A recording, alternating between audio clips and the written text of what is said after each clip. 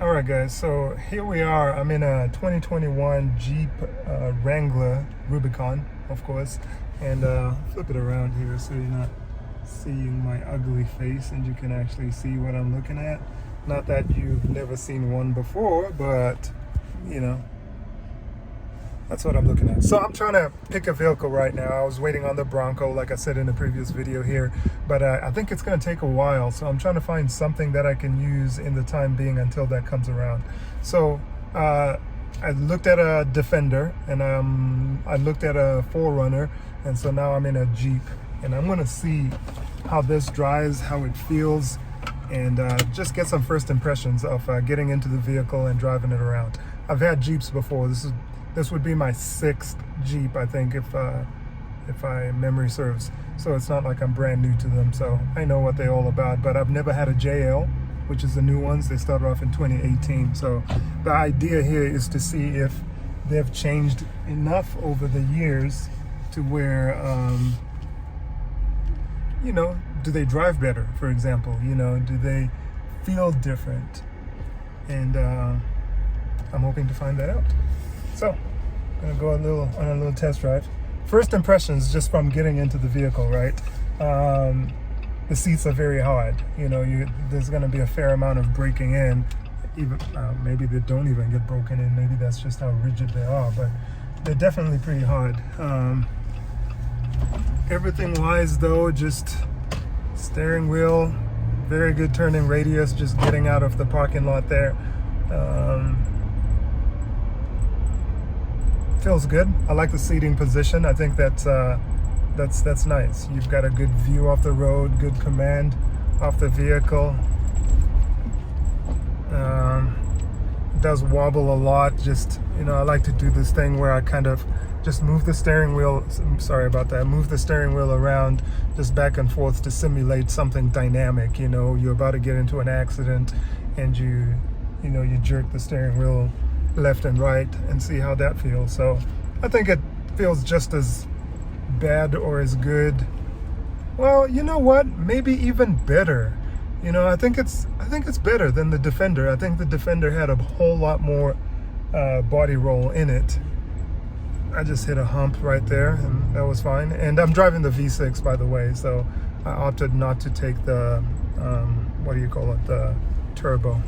But I'm doing that test again right now, and yeah, and I took a hump right there at what was that, 20, and that didn't feel bad at all. So I think I like it. I think body roll wise, this has better body roll in it, or less body roll in it, than the 4Runner and the Defender. So that's good. I'm going to make a left turn here, just waiting on traffic. I think we all have a red light. No? Okay.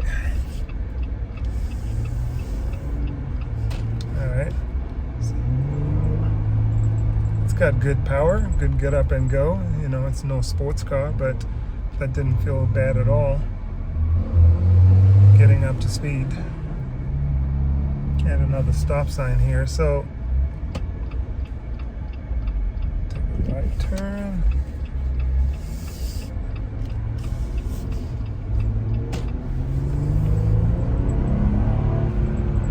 Yeah, it definitely feels good. Like, it's only 295 horsepower and whatever, 270 torque or something like that. Don't quote me on those numbers. I think they're a little bit off.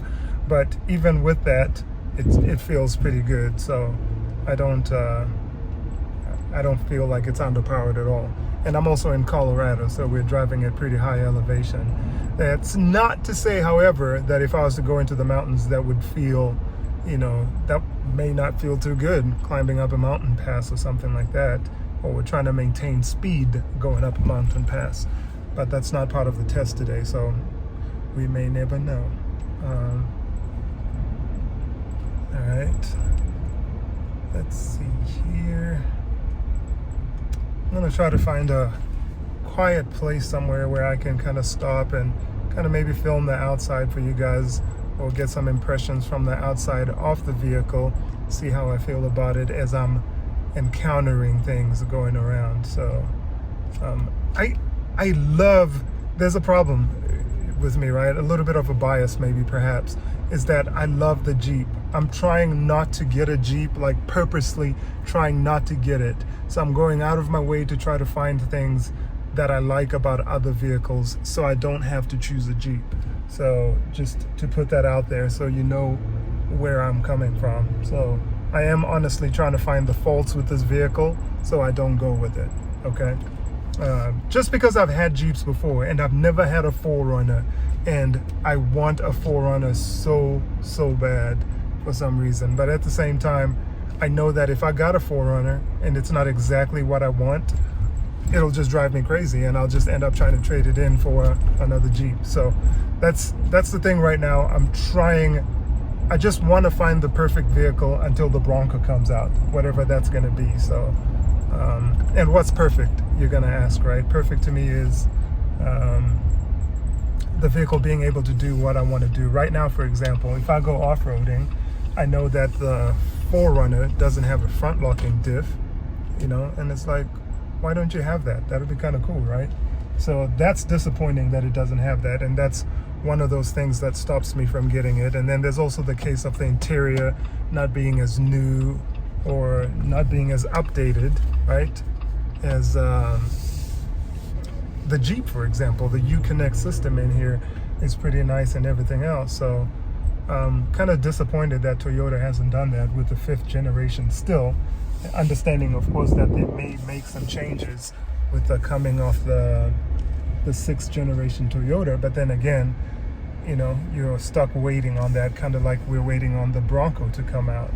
So at that point, that doesn't help for right now. You know, I need a system, I need a vehicle right now, not in the future. So found a place here where I'm going to park. I'm just pulling into the parking lot. Again, slow speed driving feels good. The Defender, I felt like I had to turn the steering wheel so many times before I actually got any input whatsoever from that vehicle. So I'm glad that this is operating a little bit different. And I'm just going to park right here and just do some impressions from the outside. Put that into park. I also like the shift knobs. You know, they feel real, you know, like substantial, and I like that about it. I like the manual stick. I like the layout over here, like I talked about the Uconnect system. I like the fact that it's, you know, pretty responsive. You know, I like all the apps, heated seats and everything else, connecting your phone. I mean, it's switching pretty effortlessly from one system to the other. Let's try nav. Okay, so let's just view a map. Yeah, everything is popping up exactly when you push it. There's not like a big wait of it trying to load or doing any, you know, any of those kinds of things. So I feel like that's pretty cool right there. All right, so I'm going to step outside and we'll take a look at what it looks like from the outside, and I'm going to switch camera views here. We're on the outside here. It's a fairly windy day in Colorado, so there's probably going to be a lot of wind noise here, so I'll voice over if it turns out that I can't even be heard. But classic Jeep shape, right? There's no real big changes here. They call it a JL, and you know, I guess the fenders are different, LED headlights perhaps, integrated, you know, lights in the fenders, which is you know, an interesting thing for those that usually cut their fenders, because it's like, what are you going to do with that now? You know, they got this little depression here. I think this is new with the JL as well. Nice wheels, and this looks like it's coming with a pretty beefy tire. BF Goodrich 285 7017 all-terrains. That's nice. I mean, that's actually kind of cool. You can drive that without upgrading those tires right away. Usually you get into a Jeep and you feel like you gotta, you know, go to the rim shop immediately or the tire shop so you can get that upgraded. But this here seems like it's actually pretty good. So here's a sticker right here, and those tires may be options actually. So I wish you could see that a little bit better, but the price is $57,315. The MSRP is $41,795. And you can pause this video, but this is the equipment that is in here. And that's how it's set up. So, you know, honestly, it's just a Jeep. This looks like it comes with a dual top. Yep. No? Let's see, what is this? No, it's just the old weather mats, and this is bags for the freedom panels.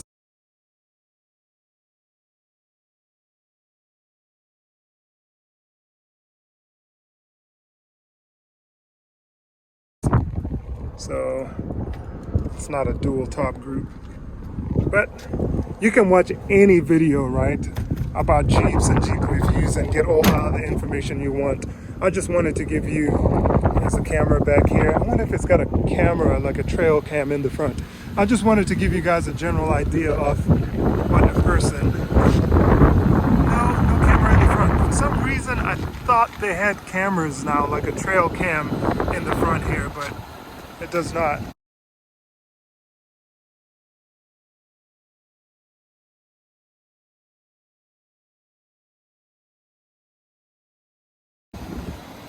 Anyways, the idea of this video is not to teach you about Jeeps, nice hood, but it's to get you my impression from looking at a new JL and trying to figure out what I like or dislike about it. How does it feel driving? What are the initial impressions, right, that you get when you go to a dealership to try to test drive one? And that is what we have done here today. So that's pretty cool though. Oh, wow. Okay, so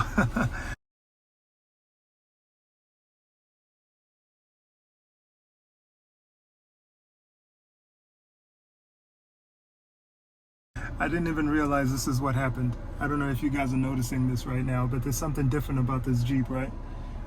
Okay, so it's got one of those roofs, and I'm gonna open it. I have actually never experienced that before, so one touch, and excuse the sun.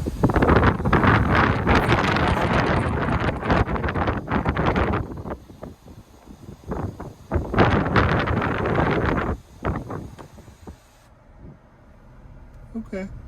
Now that is legitimately cool. So I'm going to try to give you the perspective of you sitting down here and looking up.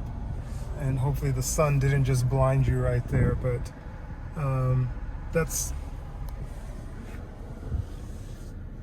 that is pretty cool. I like that. So even if you were sitting in the back, you still get a pretty good view of the outside. So I like that a lot. I think that's pretty awesome. Okay, so that's nice. I like that. I hadn't even noticed it, and which is kind of a good thing, I guess. That means there wasn't a lot of road noise driving up here. Otherwise, I would have noticed that that is not a full hardtop. So I like that, and I like the feeling of and the idea or concept of being able to just roll that back without having to stop, take the freedom panels off, and everything else. Because it's one thing people like about Jeeps, I feel like, is the fact that you can remove your top. But then on the flip side to that, it's like managing that is actually a big deal for anybody that's ever had a Jeep. Just removing the top, trying to watch out for the rain. Like Colorado is bad about raining towards the end of the day, right? So I may leave my hot top at home, but then when I get to work, by the time I'm driving back from work, it's raining outside. So it kind of ruins it for you. So this is nice having this top where you can just control it like this. So now I'm riding open air, and if I had maybe half doors, or if I had half doors or some other situation like that, I'd be completely almost perfect, you know? I know that the Bronco comes with a system in the back where you can actually put the doors in the back, I think, right? Is it the doors? I don't remember. Don't quote me on that. Maybe it's not the doors. But either way, somebody can comment in the notes or in the comment section if I'm wrong or right or whatever. But I thought the Bronco, you could remove the doors and you could put them in the back.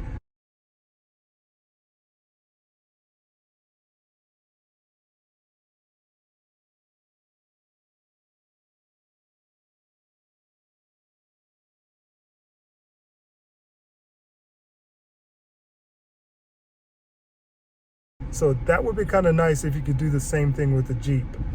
those bags in the back, maybe they are then for the doors. I hope somebody knows and just correct me or comment in the section below. But I don't know, guys. I think it feels good. I think it's made pretty solid, you know. I know there's a couple of problems with them, like when you open the door, the rain and water comes in, things like that. But, you know, I don't know. It's not raining right now, and maybe it's not with this kind of a top. But I like it. I think it feels good. So I'm going to drive here with the top open so we can kind of see how much road noise we're going to get from that.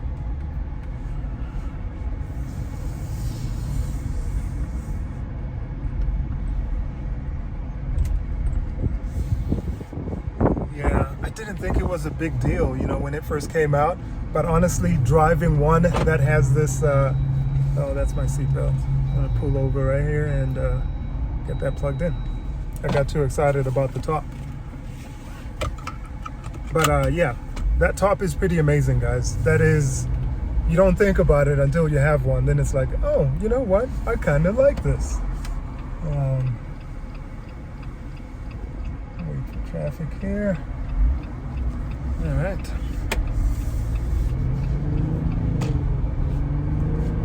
And it's not like I'm on the highway, right? But I can tell you right now, it's not bad at all. You know, there's not a lot of noise. I'm recording right now. I'm driving about 27, 28 miles per hour. So you can still hear me just fine. I doubt that you hear a bunch of wind noise because I don't. So I don't know how they did it, but they did it. I think they did it pretty good. Maybe it's the way the screen or the windshield is slightly slanted now, so that keeps the noise down that you might otherwise get. I don't know.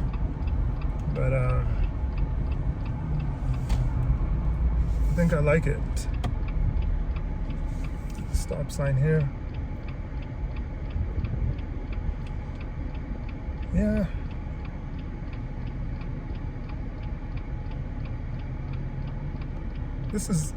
I'm impressed, guys.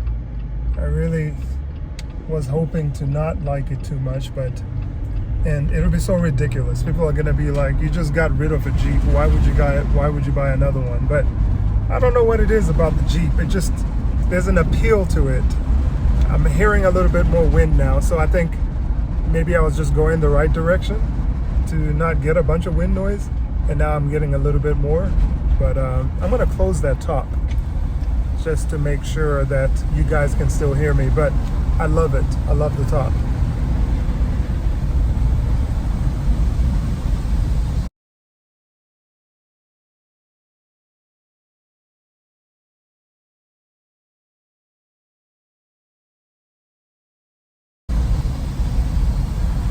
Also curious.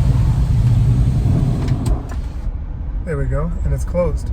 So I was also curious how long it takes to shut that. So it looks like about 5 seconds, maybe 10 seconds. I didn't quite time it, but it wasn't long at all. You're not sitting there wondering, okay, how long is this gonna go on for? So I like it.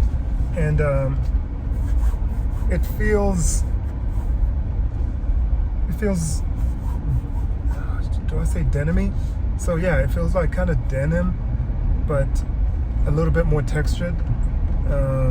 Definitely doesn't feel cheap, so that's a good thing, right? But I don't think I'm gonna do a highway test today, just because I'm kind of out of time. I wish I had more time to drive it, and it's kind of rush hour right now too, so I feel like if I try to do that, it would take me forever to get to the highway, and this dealership wasn't close to one, so maybe to their benefit, nobody ever has to test a vehicle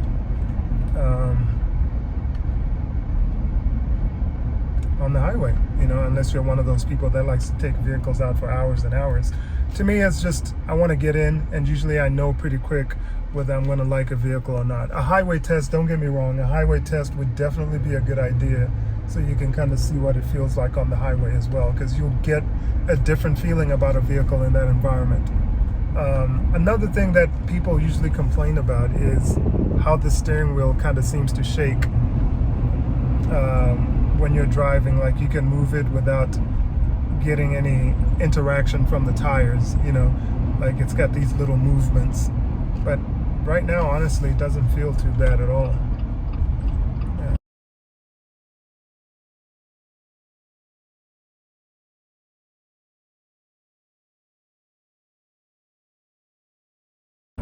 Let's see, I'm gonna go up here. So the steering wheel doesn't feel that bad at all. So, all right. Well, I'm gonna pull up here, back to the dealership, return this, and well, keep thinking about it. I'll talk to them, see what kind of crazy deals they have. 0% APR, maybe. I don't know. But if they've got something like that, I'd definitely be interested in looking into it. The only other thing that I would love to do is drive a 4Runner with a KDSS system, right? That's that system that kind of controls body roll, just to kind of see what it feels like driving that. But otherwise, I think I'm kind of stuck back in a Jeep. It feels good. I like the seating position. I think it's just right for me, even though I know deep down inside I'll still pass a 4Runner and try to and be sad, right? I'm like, why didn't I just buy that? So I'm curious what other people are doing, or what you're feeling about, or having the money, right? I would own both, because it's kind of honestly one of those situations where both the vehicles would be good to have. That way, no matter how you feel, you can drive whatever you feel like on that particular day. But being a person who can only have one or the other, it's not an easy decision whatsoever. I've combed through a bunch of features, options, and whatever else not, and I love the 4Runner for a lot of reasons, but I think at the end of the day, the Jeep Wrangler is a way better option than that in the Rubicon version or type.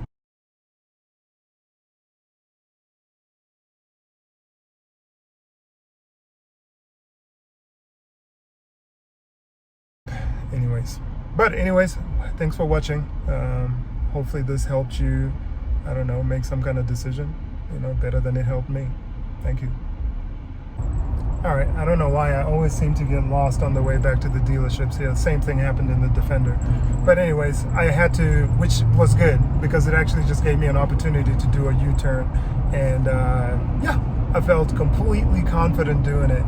Sometimes you're in a big vehicle and you don't know whether you're going to be able to make a U-turn or not. This wasn't the case with this, so I managed to execute it just fine. And also, I need to remember to go outside and record there's another label on here, which I think is the options list of the things that they added to this vehicle that may be affecting that price that I showed you guys. So I'm going to take a look at that. I can see that. You see that overhead right there. Whenever they add additional components, they usually have a little sticker there with the upgrades that they did. So in 1 mile, turn right onto West 104th Avenue. That's my navigation. But yeah, I'm going to take a look at that sticker and hopefully remember to record that so we see what's on there. Okay, so this is that tag that I was talking about. I'm going to voice this over because it was so windy and you couldn't hear.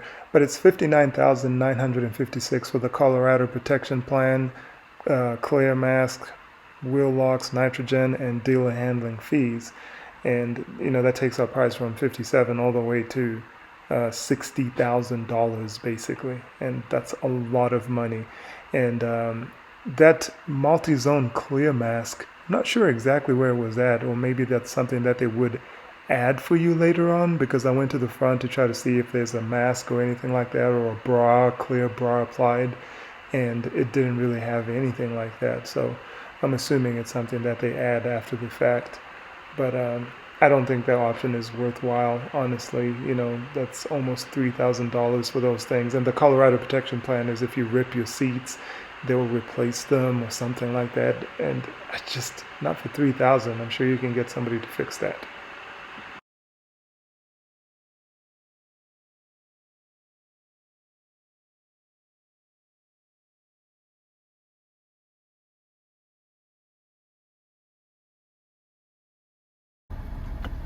Okay, here's a rear view camera right here.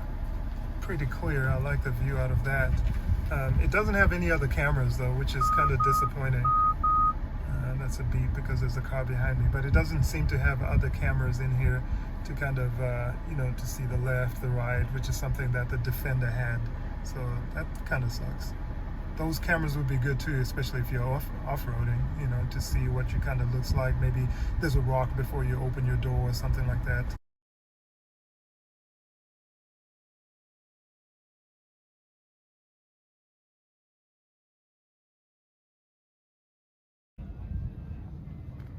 Okay, so the one with the soft top, the window comes up and then it just goes up like that. So that's what the bags are for. The bag store, you can store that in there. And you put it back in here, clip there. So there's a clip right here. Yep. Okay, that's it. That's cool. So this is just loaded too. Yeah, it's got everything.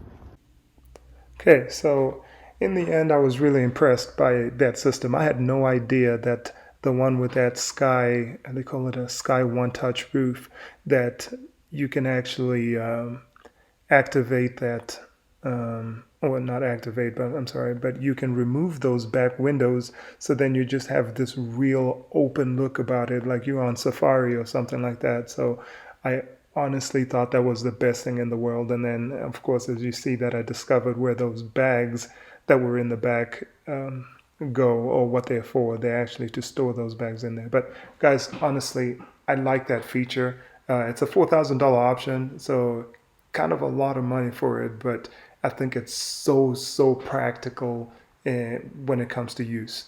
I wish it wasn't that much, but you know, I guess it is what it is. Anyways, I just thought I'd add this towards the end of this, if you're even still listening. Anyways, I hope that this helped you out a little bit, and have a good day, night, evening, whatever.